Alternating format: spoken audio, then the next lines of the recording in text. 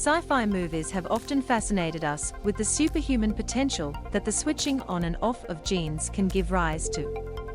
However, in the real world, the expectation from this process is more modest, say tackling diseases. Opening new doors in this paradigm, scientists have combined CRISPR technology and artificial intelligence to develop a technique where individual genes can be awakened through the disabling of chemical off switches that silence or suppress them. In a new multi-institutional study, scientists have used AI to create a protein and then apply CRISPR technology to it in order to inhibit a protein complex called Polycomb Repressive Complex 2 to awaken and upregulate several genes. According to the researchers, the new approach will aid in understanding the role that individual genes play in normal functions such as cell growth and development, processes such as aging, and diseases such as cancer better. The beauty of this approach is we can safely upregulate specific genes to affect cell activity without permanently changing the genome and cause unintended mistakes, said Dr. Shira Levi, lead author of the study, in a statement. The research was the journal Cell Reports. A novel approach.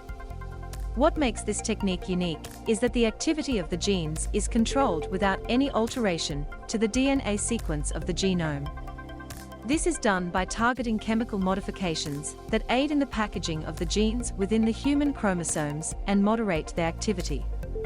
As these changes occur on top of the genes and not inside them, they are known as epigenetic changes.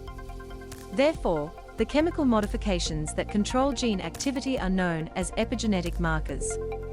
Epigenetic modifications are of particular interest to scientists because their effect extends beyond that on gene activity within the realm of normal cell function. The accumulation of epigenetic markers over time promotes aging.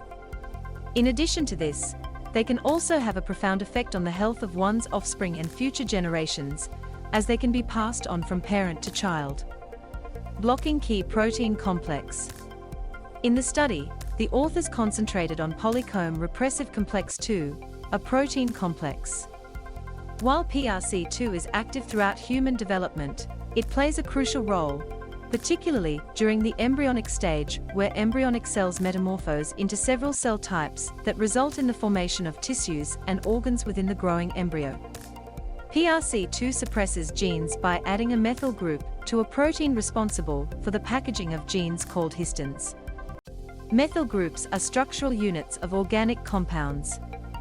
If PRC2 is blocked, then the genes it has suppressed can be awakened again. Chemicals can be utilized to block PRC2. However, they are not reliable. Therefore, the team strived to find a method that could block PRC2 in a manner that affected only one gene at a time. In order to accomplish this, the researchers used AI to create a protein called EED binder that could attach itself to PRC2 and hinder the protein that PRC2 utilizes to alter histons. Following this, the team fused the fabricated protein with a deactivated form of a protein called Cas9, modifying a crucial protein. In CRISPR, a gene editing technique, Cas9 binds with RNA and uses it as an address tag. This process enables scientists to guide Cas9 to specific locations in the genome by synthesizing particular address tag RNA. As a result, genes can be cut and spliced at specific locations. For this study, the slicing action of Cas9 was disabled. Therefore, the genomic DNA sequence remained unaltered, resulting in Cas9 or dCas9. Nevertheless, the function of Cas9 as a vehicle to carry cargo to a particular location in the genome remained unchanged. The AI-designed blocking protein EB served as the cargo for the dCas9 RNA construct. Simplifying the process, Dr. Levi explained, dCas9 is like Uber. It will take you anywhere on the genome you want to go. The guide RNA is like a passenger, telling the Uber where to go.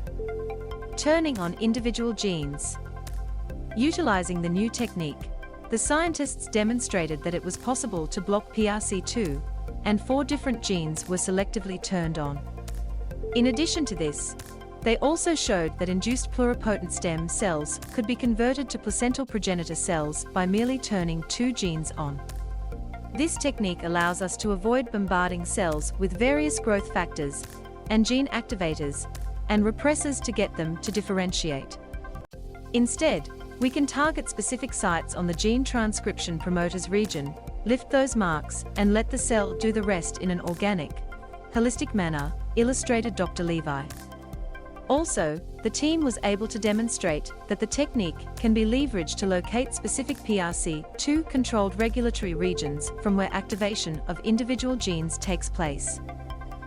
Interestingly, the locations of several of these regions remain unknown.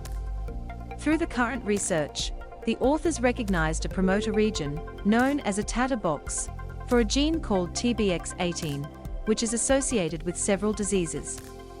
Question accepted norms. This step led to the challenging of the general understanding that these promoter regions are near the gene, mostly within 30 DNA base pairs. For the TBX18 gene, the promoter region was found to be over 500 base pairs away. Dr. Hanley Ruoholabeka, lead author of the study, noted this was a very important finding. Tata boxes are scattered throughout the genome, and current thinking in biology is that the important Tata boxes are very close to the gene transcription site, and the others don't seem to matter.